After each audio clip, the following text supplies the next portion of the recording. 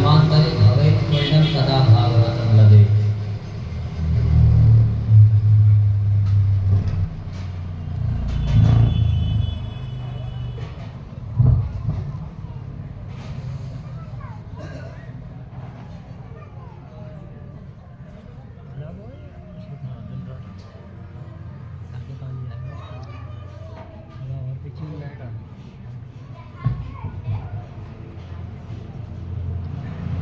भक्तवत्सल भगवान की जय। तो भागवत जी की प्राप्ति कब होती है?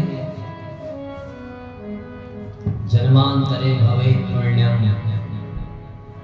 हमारे यहाँ शास्त्र कहते हैं जब जन्म जन्मांतर कल्प कल्पांतर युग युगांतरों के पुण्यों का जो पुण्य है वो जब उदित होता है तो जाकर के ऐसा दिव्य सत्संग लाभ मिलता है।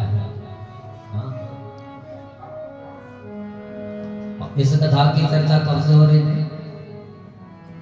हमारे देवेंद्र जी सामने बैठे हैं 6 साल पहले से, लेकिन वो समय आया नहीं।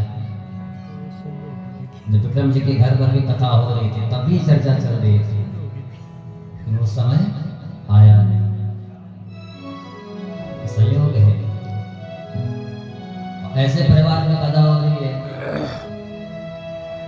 हमारे देवेंद्र रावत जी जिन्होंने मातृ भूमि की रक्षा की है, कहां पर बोलो? हमारे जो फौजी हैं कहाँ रहते हैं? बॉर्डरों पे। किसके लिए? भारत मां की रक्षा के। आपके छोटे भाई श्री कुलदीप सिंह रावत जी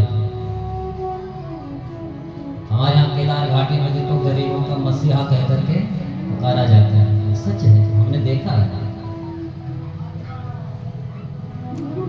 केवल वही नहीं, कुशल नेता भी था,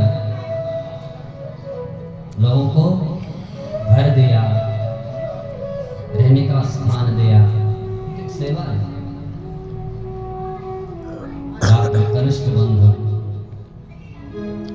श्री संदीप सिंह रावत जी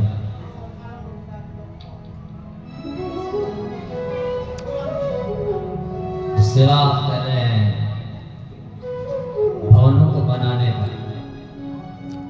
भगवान भी वहीं रहता है जब उसके लिए कुछ ढांचा बनाओ। क्यों?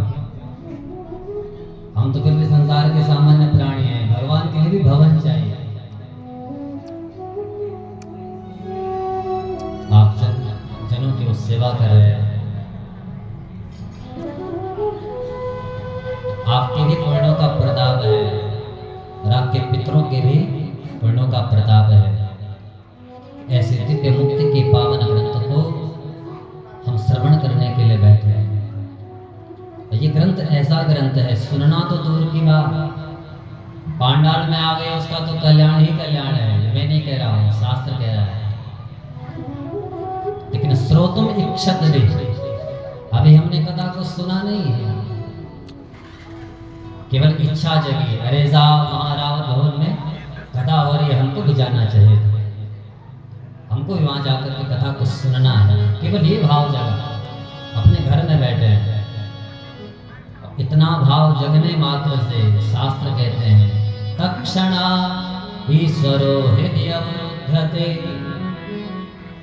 तो शिक्षण आकर के भगवान इस हृदय भवन में अवस्थित हो जाते हैं। बताओ, अभी कथा को सुना ही नहीं है, कथा के पांडाल तक पहुंचे ही नहीं है, केवल भाव जग रहा है। वो शिक्षण भगवान आकर के हृदय भवन में बैठ गए। तो विचार कीजिए, इस पुराण के सामने बैठ करके हमने साधन कथा को सुन लिया तो प्रभु हमको कहाँ पहुंचाए? हम तो कल्पना भी नहीं कर सकते। ऐसा ही पावन ग्रंथ है और मेरा भी सौभाग्य है इस स्थान पर 308वें कथा हमारे इसका शुभारंभ हो रहा है। 8वें 308